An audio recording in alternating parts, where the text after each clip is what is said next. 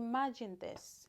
You have always wanted your whole life to relocate to the UK. You've always wanted to work in the UK, whether you're a nurse, you're a care assistant, or you're just in any field, and your whole life you have had this dream, you wanted to work abroad. And now that you're there, you have these feelings, that excitement now is overshadowed with fear, with doubt. You don't know what you're doing. You don't know if you're competent enough, if you should even be here. Hi, and welcome back to my channel. Welcome back to Yeo's Corner. If you have not subscribed, don't forget to subscribe. So today we're going to talk about something that people go through, nurses, care assistants, or just anyone who's migrating from abroad, migrating from Africa to abroad for work purposes, that things that we go through. And today I'm specifically going to talk about imposter syndrome. So for starters, I'm going to define what imposter syndrome is. So imposter syndrome is when you have feelings of self-doubt, you have fear, you feel like you are an imposter, you don't belong. In relation to that, I'm going to discuss about a few things here that make us have this imposter syndrome, or why do we have imposter syndrome when we have just started a new job in the UK or abroad.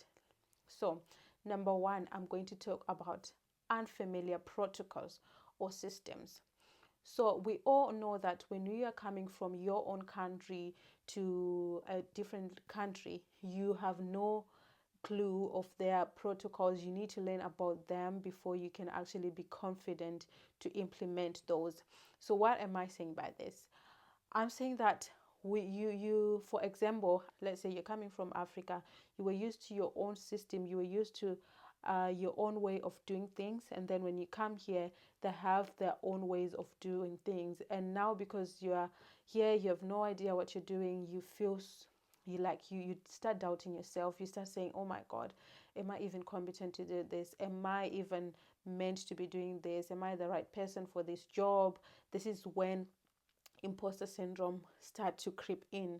So for me, it is something that I went through. It is a stage that I went through when I felt like, oh my God, this everything is just so different. Like if you look at it, even the simplest thing, for example, for doing a wound dressing, for us back home, we knew that we only have like certain type of solutions that we use for dressing.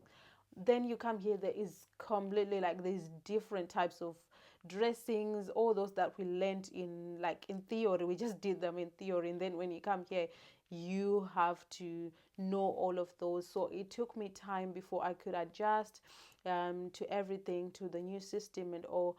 And I know this is a reality for so many people. You move abroad, now that you start feeling like, I don't belong here, I don't know what I'm doing. But I'm here to tell you that it's not even like that. It's just because you're in a new environment, you need to learn the systems. And once you know the systems, you are home and dry. So yes, that is number one. Number two, is comparing yourself to others. This is something that causes imposter syndrome a lot, because you're going to start comparing yourself, and you're going to start comparing yourself with UK trained nurses.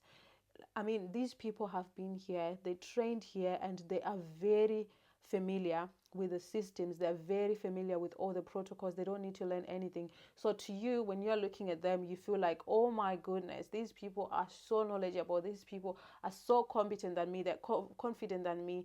But it is not that. It's because they know the systems already, they know the culture already, so they don't need to adjust to anything. It's just starting the job, doing the job. But for you, you have to learn all this. So you need to stop comparing yourself to others and just give yourself grace and tell yourself, you know what? I know what I'm doing. I'm here because I've got the qualifications. I trained for whatever, 3 years, 4 years. I trained for so many years, and now I'm here. I need to enjoy this. So that is number two. Number three, language and accents. So I understand that when you are moving from Africa to the UK or anywhere abroad where where their language is English, you have to go through some English test to prove that you can actually speak English, right?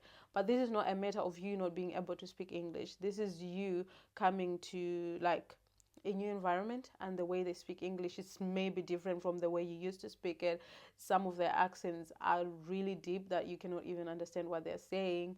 And now you feel like, oh my God, how am I even going to communicate? Because we know communication is going to be something that you need for you to actually carry out your job. So you're like, I can't even communicate effectively. Sometimes when you are using your own accent to communicate with them, they'll be like, oh, what are you saying? What are you saying? And you know, that alone gives you this, you're like, oh my God, what am I even doing?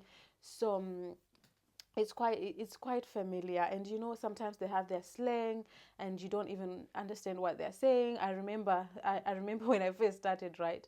A patient said to me, oh, I'm feeling peckish. And I was like, oh my God, peckish. And then I remember actually going on Google to check what peckish was, and it simply meant that they were hungry. That's all. And sometimes you hear them saying knackered. I feel so knackered. Simply means they're exhausted. So to you, because you're not used to hearing those words, it's something that should be like, oh my God, am I even going to communicate? And that's when imposter syndrome comes from. So what I'm trying to say is, all these feelings, they are not uncommon, and you don't need to eat yourself up. You don't need to think that you're not qualified, that you're not competent. Just give yourself the grace. Give yourself the grace and just take it one day at a time and all that, because you will learn, and once you know what you're doing, you'll feel more confident. I'm just going to say what worked for me. To be honest, what really worked for me was the fact that I made sure that I was up to date with all the learning that I needed to do. For example, let's say you're a care assistant, right? We know, even for nurses, nurses and care assistant, this is for you. When you want to do the moving and handling, you know, here they use hoists, they use all different types of machines to move people. For me, coming from Zim, like we never used to move people with anything. Like we just use our hands, to be honest. Like here, and then you come here, you're like, oh, you need to go get the hoist. And we're like, what is a hoist? What does it do? You don't know what it does. And then some of the people look at you and like, if you don't know what a hoist is, so what are you doing here? Like they don't understand that you actually have been, you know, not here, and you don't know these things and how to use them. So it's very important for you to keep up with your trainings, and that way you feel more confident, because once you go for training, they will show you how to use all these what do you call them, like all these gadgets, all these equipments. You know how to use them once you go for training. So this is what worked for me. I made sure that I was very up to date with my training. That way it made me feel so confident. And yes, you just need to do that. And like I said, you just need to keep on telling yourself that, you know what, I'm here for a purpose. I didn't just come here for no reason. I'm here because I know what I'm doing, and I just need to keep on doing that. So yes. And also, another thing that worked for me was that I used to, like, I had this, I still have it. I had this book that I would write all the positive things and the negatives. Like after my shift, I would write what went well and what did not go well. So now, for me to keep that positivity within me, I kept on reading all the positive things. If, let's say, if a patient says something nice to me about the care that I'm giving them, then I just write that down, and I know that alone was going to keep me going. So that also can work for you if you want to try it. Sometimes you need to find people who have also been in the same boat with you, people who have overcome this. Let's say someone who came here maybe a year before you can go to them and they'll help you. And also, do not be hesitant to ask questions. Like when you feel like you don't know what you're doing, then just ask questions. I'm sure they'll be very happy to help, because sometimes you feel like, oh my God, I'm asking too many questions. But I think it's good that way, that you ask so many questions until you actually know what you are doing. So yeah, that's it, guys. I don't have much to say today, but I just thought I should share that imposter syndrome is very common, especially when you're starting out, but it's something that you should not allow to take over your life, because it's something that it goes. I mean, you're trying to adjust to a new environment. It's not just a new job, but a new environment completely. So yes, thank you guys for watching, and I'll see you in the next video. I hope you enjoyed this one. So see you, and don't forget to comment, like, and share. Bye.